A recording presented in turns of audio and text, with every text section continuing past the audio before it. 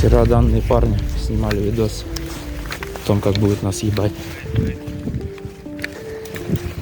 Нашли у них телефоны, посмотрели.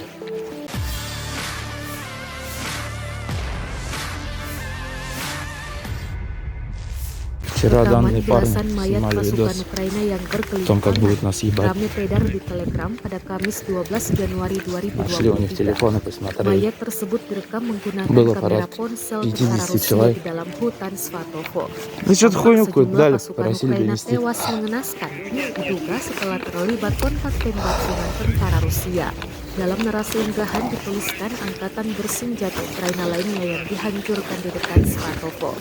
Rekamannya menunjukkan komentar dari warganet. Dan diketahui, perang yang terjadi di antara Вчера pasukan данные milik парни Rusia dengan снимали Ukraina видос hingga hari о ini, том, как будет нас Jumat ебать. 13 Januari 2023, terhitung telah Нашли у berlangsung них телефоны, посмотрели. 324 hari lamanya. Было порядка Konflik antara 50 negara человек. bertetangga itu sampai saat ini terus Ну что-то хуйню berlanjut dan какую-то дали, belum tampak попросили донести. tanda-tanda untuk segera berakhir.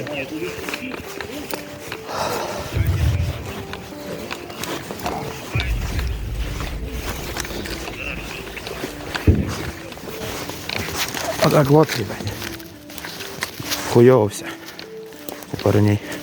Rusia melaporkan secara total 372 pesawat Ukraina dan 200 helikopter, 2.873 kendaraan udara tak berawak, 400 sistem rudal anti pesawat dieliminir sejak awal operasi khusus.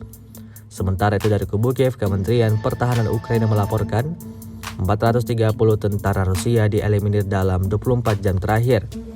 Total 113.390 prajurit Rusia meninggal sejak awal konflik hingga hari ke-324.